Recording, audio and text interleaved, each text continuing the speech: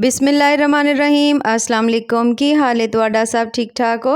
अज आपां बनावांगे बड़ा ही मज़ेदार ते बड़ा ही टेस्टी जिहा मटन दा सालन जिहड़ा बड़ा ही स्वादी बन के तैयार हुंदा है। ते बनाउण दा तरीका जदों तुसीं देखोगे तुसीं यकीन करो तुहानूं इन्ना ज़्यादा पसंद आएगा कि तुहाडा हर वारी इहनूं एवें ही बनाउण नूं दिल करेगा। ते बस फिर आपां बिना टाइम ज़ाया कीते इस वधिया जी रेसिपी नूं बना लैंदे आ। ते इहनूं बनाउण वास्ते सब तो पहले ते आपां ले लवांगे इत्थे 1 अदद कढ़ाई ते ਉਹਦੇ 'ਚ ਪਾ ਲੈਣਾ ਆਪਾਂ ਹੁਣ ਕੁਕਿੰਗ ਆਇਲ ਤਕਰੀਬਨ 1 ਕੱਪ ਜਿਹੜਾ ਨਾ ਮੈਂ ਕੁਕਿੰਗ ਆਇਲ ਪਾਤਾ। ਉਸ ਤੋਂ ਬਾਅਦ ਅਸੀਂ ਗੋਸ਼ਤ ਧੋ ਕੇ ਨਾ ਚੰਗੀ ਤਰ੍ਹਾਂ ਅਸੀਂ ਵਿੱਚ ਪਾ ਦਿੱਤਾ, ਠੀਕ ਹੈ। ਤੇ ਗੋਸ਼ਤ ਜਿਹੜਾ ਨਾ ਤਕਰੀਬਨ ਇੱਥੇ ਮੇਰੇ ਕੋਲ 1.5 ਕਿਲੋ ਸੀ, ਇਹਨੂੰ ਮੈਂ ਚੰਗੀ ਤਰ੍ਹਾਂ ਧੋ ਲਿਆ ਸੀ ਤੇ ਧੋ ਕੇ ਮੈਂ ਕਿਸੇ ਛੰਨੀ 'ਚ ਰੱਖ ਲਿਆ ਸੀ ਤਾਂ ਕਿ ਜਿਹੜਾ ਵੀ ਕੋਈ ਐਕਸਟਰਾ ਪਾਣੀ ਜਾਂ ਬਲੱਡ ਹੋਏ ਇਹਦੇ 'ਚੋਂ ਨਿਕਲ ਜਾਏ। ਹੁਣ ਆਪਾਂ ਪਹਿਲਾਂ ਤਾਂ ਘਿਓ ਦੇ ਵਿੱਚ ਇਹਨੂੰ ਫਰਾਈ ਕਰਨਾ, ਠੀਕ ਹੈ। ਫਰਾਈ ਕਰਨ ਦੇ ਦੌਰਾਨ ਹੀ ਆਪਾਂ ਇਹਦੇ ਵਿੱਚ ਪਾਵਾਂਗੇ ਨਮਕ, 1 ਚਮਚ ਨਮਕ। ਜਿੰਨਾ ਤੁਹਾਨੂੰ ਟੇਸਟ ਦੇ ਹਿਸਾਬ ਨਾਲ ਪਸੰਦ ਹੋਏ ਉਨਾ ਪਾ ਸਕਦੇ ਹੋ। ਉਵੇਂ 1 ਚਮਚ ਨਮਕ ਜਿਹੜਾ ਨਾ ਇੰਨੇ ਗੋਸ਼ਤ 'ਚ ਕਾਫੀ ਹੋਏਗਾ। ਤੇ ਨਮਕ ਪਾਉਣ ਨਾਲ ਜਿਹੜਾ ਗੋਸ਼ਤ ਹੈ ਨਾ ਤੁਹਾਡਾ ਬੜਾ ਹੀ ਜੂਸੀ ਤੇ ਬੜਾ ਮਜ਼ੇਦਾਰ ਜਿਹਾ ਬਣੇਗਾ। ਜਦੋਂ ਤੁਸੀਂ ਖਾਓਗੇ ਨਾ ਤੁਹਾਨੂੰ ਇਹਦੀ ਬੋਟੀ ਜਿਹੜੀ ਹੈ ਨਾ ਫਿੱਕੀ ਫਿੱਕੀ ਨਹੀਂ ਲੱਗੇਗੀ, ਬਲਕਿ ਬੜੀ ਮਜ਼ੇਦਾਰ ਜੀ ਲੱਗੇਗੀ। ਬਸ ਹੁਣ ਆਪਾਂ ਪਹਿਲਾਂ ਤਾਂ ਆਇਲ ਦੇ ਵਿੱਚ ਇਹਨੂੰ ਭੁੰਨਾਂਗੇ ਚੰਗੀ ਤਰ੍ਹਾਂ। ਭੁੰਨਣ ਨਾਲ ਜਿੰਨੀ ਵੀ ਕੋਈ ਗੋਸ਼ਤ ਦੇ ਵਿੱਚ ਥੋੜ੍ਹੀ ਬਹੁਤੀ ਸਮੈਲ ਹੋਏਗੀ ਸਾਰੀ ਖਤਮ ਹੋ ਜਾਏਗੀ ਤੇ ਇਹਦਾ ਟੇਸਟ ਬੜਾ ਹੀ ਮਜ਼ੇਦਾਰ ਜਿਹਾ ਬਣੇਗਾ। ਹੁਣ ਆਪਾਂ ਇਹਦੇ ਵਿੱਚ ਪਾਣੀ ਹੈ ਹਲਦੀ। ਹਲਦੀ ਤਕਰੀਬਨ ਮੈਂ ਪਾ ਦਿੱਤੀ ਹੈ ਇਹਦੇ ਵਿੱਚ ਅੱਧਾ ਚਮਚਾ। ਲਾਲ ਮਿਰਚ 1 ਚਮਚ ਪਾਤੀ। ਥੋੜ੍ਹਾ ਜਿਹਾ ਧਨੀਆ ਪਾਊਡਰ ਪਾਤਾ ਮੈਂ ਤੇ ਉਹਦੇ ਨਾਲ ਹੀ ਥੋੜ੍ਹਾ ਜਿਹਾ ਆਪਾਂ ਇਹਦੇ ਵਿੱਚ ਪਾ ਦੇਵਾਂਗੇ ਗਰਮ ਮਸਾਲਾ। ਇਹਨਾਂ ਸਭ ਮਸਾਲਿਆਂ ਨੂੰ ਪਾਉਣ ਤੋਂ ਬਾਅਦ ਦੁਬਾਰਾ ਤੋਂ ਆਪਾਂ ਚੰਗੀ ਤਰ੍ਹਾਂ ਭੁਨਾਈ ਕਰਾਂਗੇ ਜਿੰਨਾ ਤੱਕ ਕਿ ਮਸਾਲਿਆਂ ਦੀ ਬੜੀ ਸੋਹਣੀ 'ਚੋਂ ਖੁਸ਼ਬੂ ਨਹੀਂ ਹੁੰਦੀ। ਆਪਾਂ ਜਦੋਂ ਸਾਰੇ ਪਿਆਜ਼ ਵੀ ਟਮਾਟਰ ਹਰ ਚੀਜ਼ ਇਹਨਾਂ ਵਿੱਚ ਪਾ ਦਿੰਦੇ ਆ ਨਾ ਤੇ ਫਿਰ ਆਪਾਂ ਐਂਡ 'ਤੇ ਜਾ ਕੇ ਜਦੋਂ ਗੋਸ਼ਤ ਭੁੰਨਦੇ ਆ ਨਾ ਤੇ ਉਹਦੇ ਨਾਲ ਇੰਨਾ ਸਵਾਦ ਨਹੀਂ ਬਣਦਾ ਹੈ। ਜਦੋਂ ਤੁਸੀਂ ਐਵੇਂ ਪਕਾਓਗੇ ਨਾ ਤਾਂ ਤੁਹਾਨੂੰ ਇਹਦਾ ਬੜਾ ਹੀ ਮਜ਼ਾ ਆਏਗਾ। ਬਸ ਹੁਣ ਆਪਾਂ ਇਹਨੂੰ ਚੰਗੀ ਤਰ੍ਹਾਂ ਜਦੋਂ ਤੁਸੀਂ ਦੇਖੋ ਇਹਨੂੰ ਭੁੰਨ ਲਿਆ ਤੁਸੀਂ 2 ਤੋਂ 3 ਮਿੰਟ। ਉਸ ਤੋਂ ਬਾਅਦ ਆਪਾਂ ਪਾਵਾਂਗੇ ਇਹਦੇ ਵਿੱਚ 1 ਚਮਚ ਭਰ ਕੇ ਅਦਰਕ ਦਾ ਪੇਸਟ ਤੇ ਅੱਧਾ ਚਮਚ ਅਸੀਂ ਪਾ ਦਿੱਤਾ ਇਹਦੇ ਵਿੱਚ ਲਸਣ ਦਾ ਪੇਸਟ।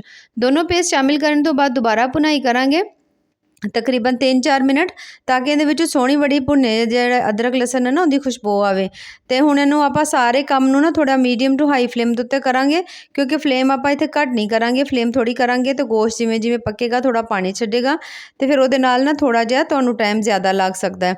ਬਸ ਹੁਣ ਇੱਥੇ ਬੜਾ ਸੋਹਣਾ ਗੋਸ਼ਤ ਅਸੀਂ ਭੁੰਨ ਲਿਆ। ਅਦਰਕ ਲਸਣ ਦੀ ਵੀ ਬੜੀ ਸੋਹਣੀ ਖੁਸ਼ਬੂ ਆਉਣ ਡਈ। ਹੁਣ ਆਪਾਂ ਇਹਦੇ ਵਿੱਚ ਪਾ ਦੇਣੇ ਨੇ ਪਿਆਜ਼।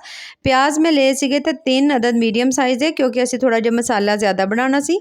ਤੇ ਜੇ ਤੁਸੀਂ ਘੱਟ ਪਾਣੇ ਹੋਣ ਤਾਂ ਘੱਟ ਵੀ ਪਾ ਸਕਦੇ ਹੋ। 2 ਅਦਦ ਮੀਡੀਅਮ ਸਾਈਜ਼ ਦੇ ਟਮਾਟਰ ਪਾਤੇ। 5 ਤੋਂ 6 ਮਿਰਚਾਂ ਐਵੇਂ ਦਰਮਿਆਨੀਆਂ ਜਿਹੀਆਂ ਕੱਟ ਕੇ ਅਸੀਂ ਉਹ ਵੀ ਪਾ ਦਿੱਤੀਆਂ।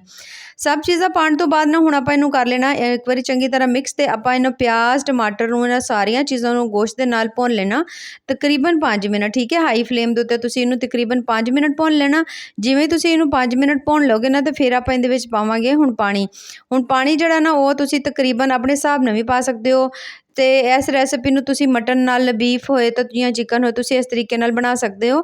ਪਰ ਜੇ ਤੁਸੀਂ ਇਹਨੂੰ ਬਣਾਓਗੇ ਨਾ ਮਟਨ ਨਾਲ ਫਿਰ ਤੁਸੀਂ ਦੇਖ ਲਿਆ ਜੇ ਕਿ ਪਾਣੀ ਦੀ ਕਿੰਨੀ ਜ਼ਰੂਰਤ ਹੈ। ਕਿ ਜੇ ਥੋੜ੍ਹਾ ਟਾਈਮ ਜ਼ਿਆਦਾ ਲੱਗੇ ਇਹਨੂੰ ਗਲਣ ਤੇ ਥੋੜ੍ਹਾ ਜ਼ਿਆਦਾ ਪਾਣੀ ਪਾ ਲਿਆ ਜੇ ਘੱਟ ਲੱਗੇ ਤਾਂ ਫਿਰ ਥੋੜ੍ਹਾ ਜਿਹਾ ਘੱਟ ਪਾਣੀ ਪਾ ਲਿਆ ਜੇ। ਤੇ ਮੈਂ ਤਕਰੀਬਨ ਇੱਥੇ 3 ਗਲਾਸ ਪਾਣੀ ਪਾਇਆ ਸੀ ਤੇ ਚੰਗੀ ਤਰ੍ਹਾਂ ਇਹਨੂੰ ਅਸੀਂ ਦਰਮਿਆਨੀ ਫਲੇਮ 'ਤੇ ਪੱਕਣ ਲਈ ਰੱਖ ਦਿੱਤਾ ਸੀ। ਤਕਰੀਬਨ 30 ਤੋਂ 35 ਮਿੰਟ ਬਾਅਦ ਕਾਫੀ ਹੱਦ ਤੱਕ ਪਾਣੀ ਵੀ ਵਿੱਚੋਂ ਖੁਸ਼ਕ ਹੋ ਗਿਆ ਤੇ ਗੋਸ਼ਤ ਵੀ ਮਾਸ਼ਾਅੱਲਾ ਬਹੁਤ ਅੱਛੀ ਤਰ੍ਹਾਂ ਗਲ ਗਿਆ। ਹੁਣ ਆਪਾਂ ਇਹਨੂੰ ਤੇਜ਼ ਫਲੇਮ ਦੇ ਉੱਤੇ ਚੰਗੀ ਤਰ੍ਹਾਂ ਇਹਦੀ ਭੁਨਾਈ ਕਰ ਲਵਾਂਗੇ ਤਾਂ ਕਿ ਜਿਹੜਾ ਵੀ ਇਹਦੇ ਵਿੱਚ ਕੋਈ ਐਕਸਟਰਾ ਪਾਣੀ ਵਗੈਰਾ ਨਾ ਉਹ ਸਾਰਾ ਇਹਦੇ ਵਿੱਚੋਂ ਖਤਮ ਹੋ ਜਾਵੇ ਤੇ ਬੜਾ ਹੀ ਕਮਾਲ ਦਾ ਜਿਹੜਾ ਨਾ ਤੁਹਾਨੂੰ ਇਹਦਾ ਟੇਸਟ ਮਿਲੇ। ਹੁਣ ਜਦੋਂ ਤੁਸੀਂ ਭੁਨਾਈ ਕਰੋ ਨਾ ਤਾਂ ਉਹਦੇ ਨਾਲ ਹੀ ਤੁਸੀਂ ਇਹਦੇ ਵਿੱਚ ਪਾ ਦੇਣਾ ਅੱਧਾ ਕੱਪ ਦਹੀਂ। ਦਹੀਂ ਦੇ ਨਾਲ ਵੀ ਬਹੁਤ ਜ਼ਿਆਦਾ ਸਵਾਦੀ ਜਿਹਾ ਮਜ਼ੇਦਾਰ ਜਿਹਾ ਤੁਹਾਨੂੰ ਇਹਦਾ ਟੇਸਟ ਆਏਗਾ। ਤੇ 1 ਚਮਚਾ ਅਸੀਂ ਇਹਦੇ ਵਿੱਚ ਪਾ ਦੇਣਾ ਕੜਾਈ ਮਸਾਲਾ। ਬਾਜ਼ਾਰੀ ਕੜਾਈ ਮਸਾਲਾ, ਠੀਕ ਹੈ। ਤਾਂ ਤੁਸੀਂ ਉਹੀ ਭਾਵੇਂ ਲੈ ਲਿਆ ਜੇ ਜਾਂ ਖੁਦ ਬਣਾਉਣਾ ਹੋਏ ਤਾਂ ਖੁਦ ਭਾਵੇਂ ਬਣਾ ਲਿਆ ਜੇ। 1 ਚਮਚ ਕੜਾਈ ਮਸਾਲਾ ਪਾ ਕੇ ਤੇ ਹੁਣ ਆਪਾਂ ਇਹਨੂੰ ਸਭ ਨੂੰ ਬੜਾ ਸੋਹਣਾ ਭੁੰਨਾਂਗੇ। ਤੇ ਅੱਜ ਆਪਾਂ ਬਣਾਈ ਆ ਬੜੀ ਮਜ਼ੇਦਾਰ ਜੀ ਮਟਨ ਕੜਾਈ। ਬਿਲਕੁਲ ਆਪਾਂ ਘਰੇਲੂ ਅੰਦਾਜ਼ ਨਾਲ ਬਣਾਈ ਹੈ। ਜਦੋਂ ਤੁਸੀਂ ਇਹਨੂੰ ਬਣਾਓਗੇ ਤੇ ਖਾਓਗੇ ਤੁਹਾਨੂੰ ਇਹਦਾ ਬੜਾ ਹੀ ਮਜ਼ਾ ਆਏਗਾ। ਚੰਗੀ ਤਰ੍ਹਾਂ ਭੁਨਾਈ ਕਰ ਲਈ ਹੈ ਨਾ ਹੁਣ ਅਸੀਂ ਇਹਦੀ ਫਿਰ ਹੁਣ ਆਪਾਂ ਇਹਦੇ ਵਿੱਚ ਪਾ ਲਵਾਂਗੇ ਥੋੜ੍ਹਾ ਜਿਹਾ ਧਨੀਆ। ਧਨੀਆ ਪਾਉਣ ਤੋਂ ਬਾਅਦ ਜੇ ਤੁਹਾਡੇ ਕੋਲ ਕਸੂਰੀ ਮੇਥੀ ਹੋਏ ਤਾਂ ਥੋੜ੍ਹੀ ਜਿਹੀ ਉਹ ਪਾ ਲਿਆ ਤੇ ਤਾਂ ਕਿ ਇਹਦਾ ਤੁਹਾਨੂੰ ਟੇਸਟ ਜਿਹੜਾ ਨਾ ਬੜਾ ਹੀ ਸੋਹਣਾ ਜਿਹਾ ਲੱਗੇ। ਤੇ ਦੋਨੋਂ ਚੀਜ਼ਾਂ ਪਾਉਣ ਤੋਂ ਬਾਅਦ ਆ ਦੇਖ ਸਕਦੇ ਹੋ ਮਾਸ਼ਾਅੱਲਾ ਕਿੱਡੀ ਸੋਹਣੀ ਮਜ਼ੇਦਾਰ ਜੀ ਸਾਡੀ ਮਟਨ ਕੜਾਈ ਜਿਹੜੀ ਆ ਬਣ ਕੇ ਤਿਆਰ ਹੋ ਗਈ, ਜਿਹੜੀ ਕਿ ਬੜੀ ਹੀ ਕਮਾਲ ਦੀ ਬਣੀ ਆ। ਤੇ ਤੁਸੀਂ ਵੀ ਇਸ ਤਰੀਕੇ ਨਾਲ ਜ਼ਰੂਰ ਬਣਾਇਆ ਜੇ ਤੇ ਬਣਾ ਕੇ ਸਾਨੂੰ ਕਮੈਂਟ 'ਚ ਜ਼ਰੂਰ ਦੱਸਿਆ ਜੇ ਤੁਹਾਨੂੰ ਸਾਡੀ ਅੱਜ ਦੀ ਜਿਹੜੀ ਰੈਸਿਪੀ ਆ ਉਹ ਕਿਵੇਂ ਦੀ ਲੱਗੀ।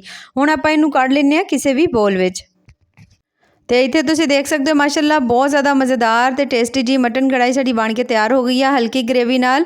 ਤੇ ਜ਼ਰੂਰ ਟਰਾਈ ਕਰਿਆ ਜੇ ਤੇ ਤੁਸੀਂ ਸਾਨੂੰ ਜ਼ਰੂਰ ਦੱਸਿਆ ਤੁਹਾਨੂੰ ਸਾਡੀ ਅੱਜ ਦੀ ਰੈਸਿਪੀ ਕਿਵੇਂ ਦੀ ਲੱਗੀ।